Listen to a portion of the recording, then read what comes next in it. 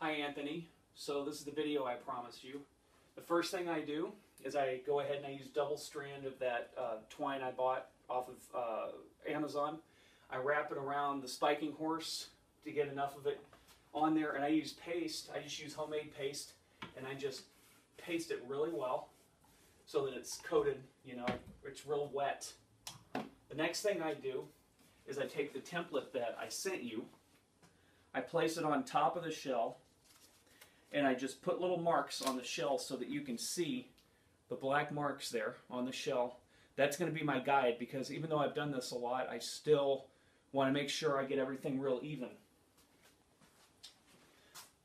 And you can come in close for this part.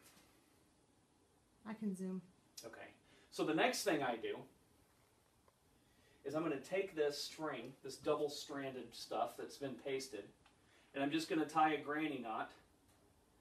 And I'm going to place that granny knot on the fuse and pull it tight and push it down so that the tail, so that the knot is facing closest away from me and the tail is towards the camera, and of course the main string is going towards the spiking horse.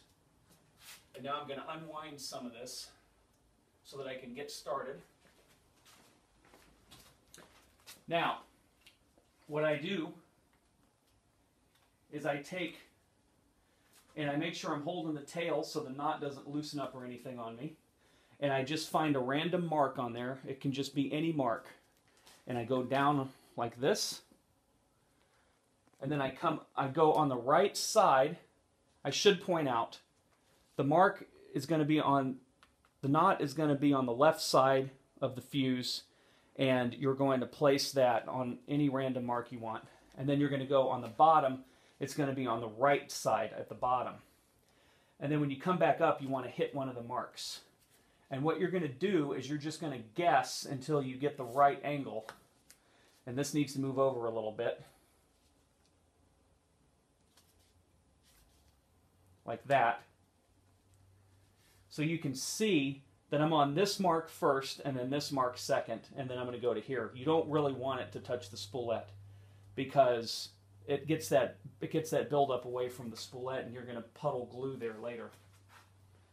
Now I continue this right on the bottom, left on the top, and I pull it tight. Right on the bottom, left on the top.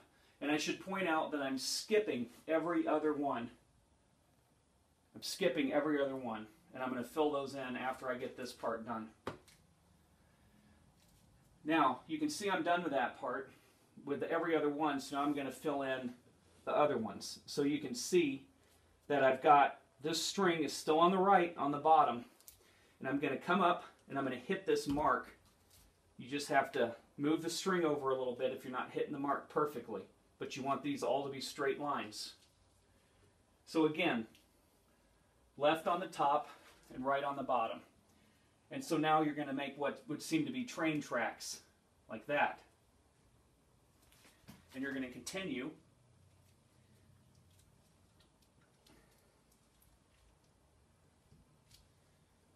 And then whenever you undo more string, you just hold that real tight with your thumb.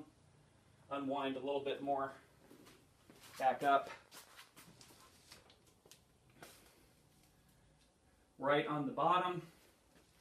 Left on the top. And then I'm on my last one here.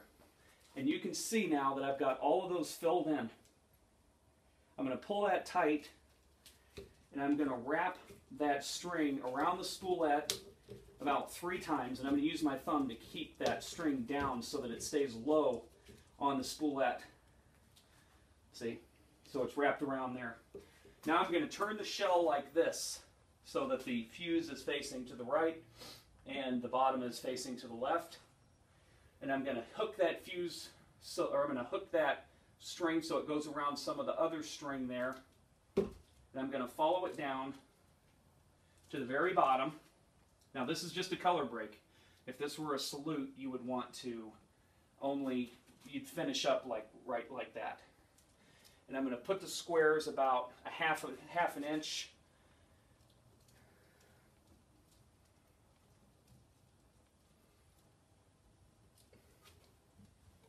more string.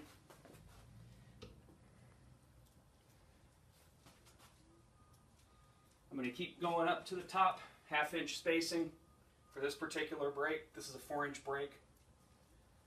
And then what I'm going to do is I'm going to lay the string close at the top so that it's about 2 layers thick. I'm going to use my scissors, snip it off. Some people tie it off. All I do is I place the string next to one of the railroad tracks, so to speak. I use an awl to push the string under. Use my fingers to grab the string, pull it through, and then I use a pair of vice grips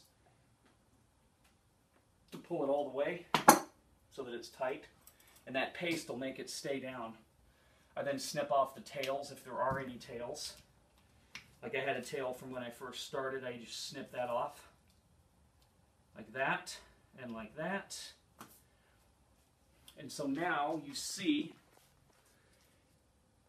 can see that that's what it's going to look like when you're done. So the top looks like that, and the bottom is always going to have a hole down there.